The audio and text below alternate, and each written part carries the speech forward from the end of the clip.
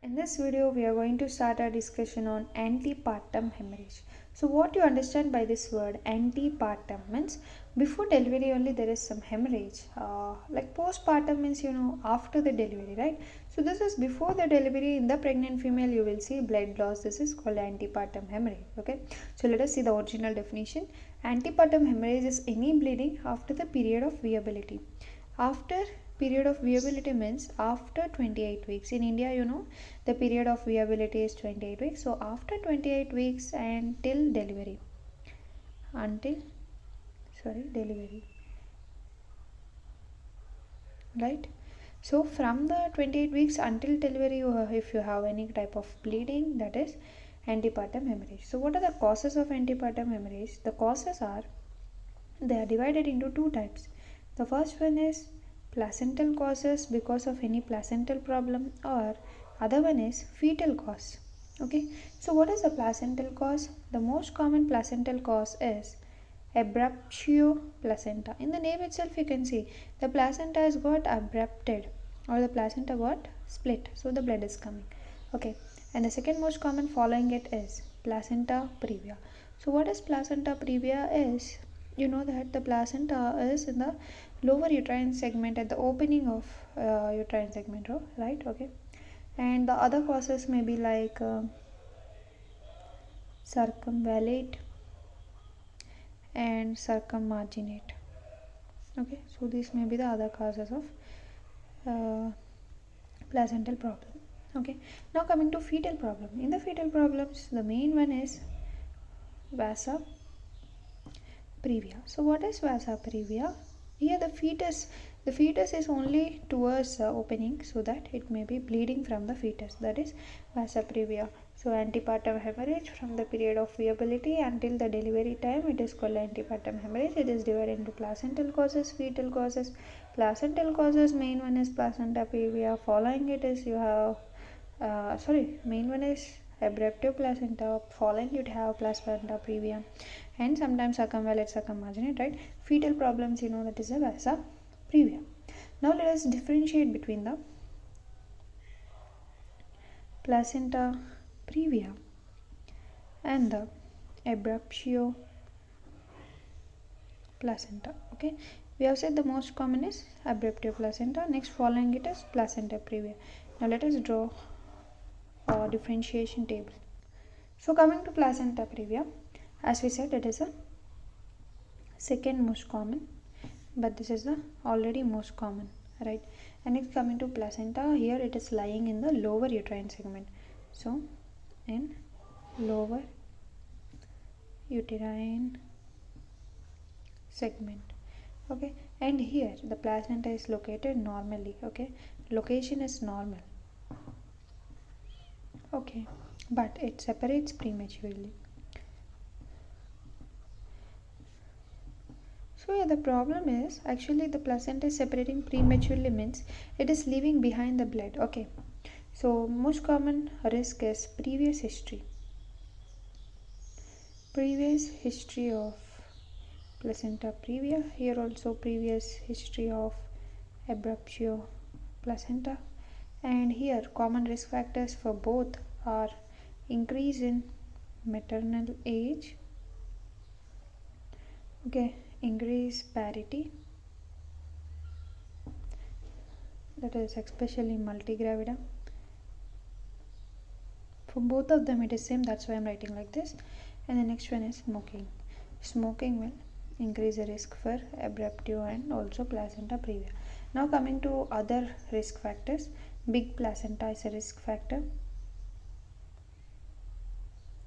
So big placenta means why there is big placenta? In the case of twin pregnancy, in the case of succinturiate lobe, in case of endometrial damage, like previous cesarean section, previous history of dilation, curettage, or previous history of myomectomy. So these are the different reasons. Okay, coming to here, smoking, cocaine, PIH, history of abdominal trauma, polyhydramnios, premature rupture of membranes, twin pregnancy, fibroid uterus. So these are all the risk factors for the placenta previa and abruptio placenta. Now coming to classification, let us turn the page. So let us start with classification. In the classification, the first one which you see on placenta previa side is low-lying placenta. So low-lying placenta is where there are lower edge of placenta is in the lower uterine segment within 2 cm of internal os. So let me draw this diagram. For example, this is the uterus, okay, and this is the internal os here, and your placenta will be here. So just if you see the distance between it, it will be just 2 centimeters from the internal os. So this type is called as low-lying placenta, and this is equal to type 1 of older classification. So this low-lying placenta is a new classification, okay, and this is a older classification. So according to older classification of type 1 is equal to new classification of low-lying placenta, but the both are same, okay. Next, coming to placenta previa. Placenta previa, the problem is the placenta is at the level of internal os. So it is exactly at the level of here, okay. So this is placenta previa, I am writing it as PP, okay. So this is the placenta previa at the level of internal os, or covers it. So it is covering it totally. This is this placenta previa. Actually in the older classification we have type 1, type 2, okay. So what is that? Let me see. Just remember that the placenta previa is equal to, this is a new classification, okay. In older classification it is equal to type 2 to 4, type 2 to 4 old classification. So now let us see old classification. Now you can correlate it. In the older classification this is called as type 1, and type 2 is, one more thing, type 1 is placenta in the lower uterine segment but not touching internal os, also called as lateral placenta previa. This is also called as lateral placenta previa, okay. Type 2 is placenta touches the internal os like this, okay. Placenta touches the internal os, that is called as marginal placenta. This one is called as marginal, and it's type 2, okay. And next, coming to type 3, which covered the internal os partially, partial placenta. So it will close it partially. This one, this is type 3, it is partial placenta previa, okay. And next you have type 4, which will cover completely like this, completely. Then it is called type 4, complete placenta previa. So this thing we need to remember here. Now what we am saying is this type 1 is similar to low-lying placenta, and type 2 to 4 all are placenta previa only, okay. So now let us see what is the classification which we see in the case of abruptio placenta. In abruptio placenta you have first type, that is revealed type. So what is revealed type is if the blood gets space to come out. So this is uterus, this is the placenta, and it is like this. So the blood will from here will come out. So this is having place, so that is why blood is relieved. Whereas there is another type called concealed. So what is concealed? Here this is the placenta and this is the blood. So the blood is concealed here, it is not able to come out, okay. So blood collected behind placenta may enter either into myometrium, you know this is endometrium, right? So this is myometrium. Sometimes this blood may enter into myometrium, and uterus looks bluish or wine color. So when this blood enters into myometrium, it looks bluish wine color, okay. Then this is called as bruises, and that kind of uterus is especially called as cauvelarine uterus. Don't have to do hysterectomy, remember, no need to do hysterectomy in this case, and can lead to PPH, postpartum hemorrhage. Okay, so next coming to another type. So first type is revealed, second type is concealed, and the third type is mixed. So mixed is most common mixture of both, that is mixture of this both, mixture of revealed and mixture of concealed. So this is the classification. Now coming to best time to do USC for placental location. Here it's third trimester, okay, where you will do USG in the case of placenta previa. So now coming to the symptoms here, the bleeding is seen especially in third trimester, and there is painless. It is painless and it is causeless. You will not see any cause, and it is bright red, and it is recurrent. That sometimes the bleeding will stop, sometime again it will start. Okay, and remember that it is giving a history of warning hemorrhage, Coming to this type, here the bleeding is associated with abdominal pain, okay, and not causeless. It is not causeless, and here the cause is PIH or trauma. Here the PIH and trauma are present. Bleeding is present with severe abdominal pain, and it is dark red. The blood is dark red in color, and it is never recurrent, and no warning hemorrhage is seen. Okay, so last thing, examination. So how to examine this placenta previa? Let me write here, this is placenta previa, okay, this is Abruptio placenta. Okay, so placenta previa examination, general condition coincides with blood loss. Uterus is here very soft uterus, relax, non-tender. FSH is easily felt and fetal parts are easily palpable here.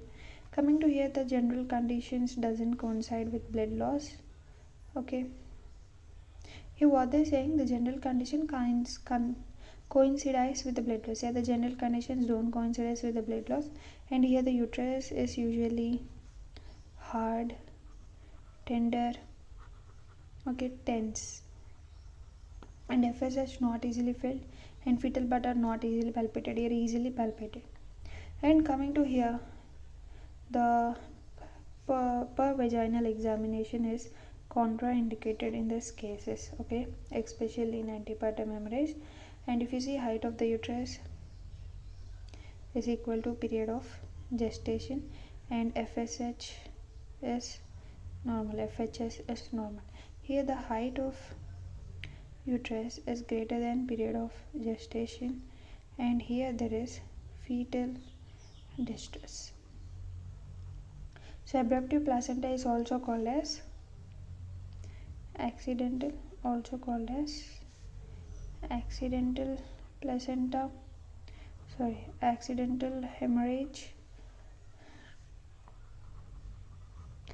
or uteroplacental apoplexy. So these things we need to see. So next we'll start with problems in abruptio placenta and classification. So what are the problems in abruptio placenta and classification of abruptio placenta? Okay, so when the placenta separates,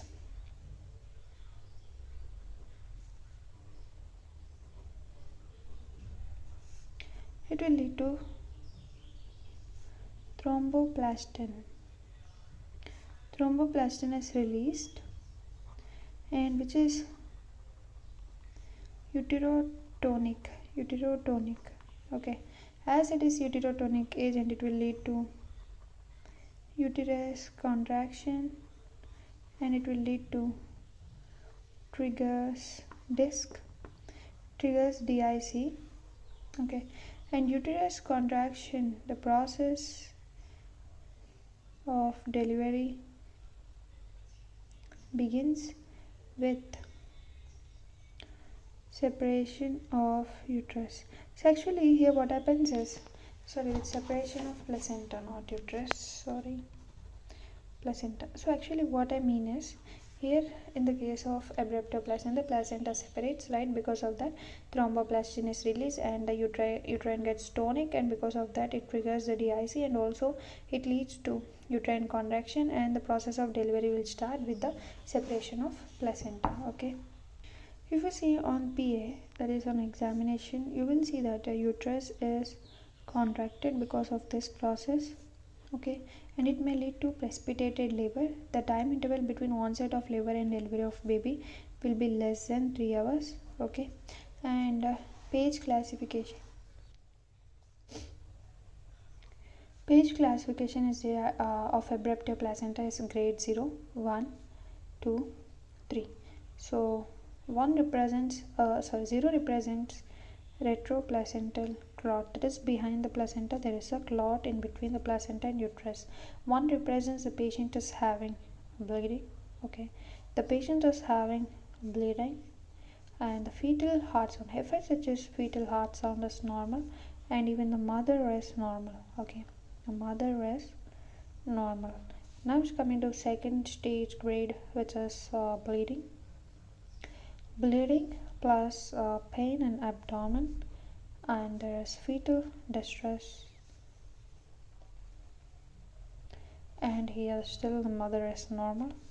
Next coming to bleeding, third stage with bleeding, pain in abdomen, there will be intrauterine distress of fetus or mother, actually intrauterine distress of fetus, and the mother may go into the shock. So the special signs of placenta previa, let us see now.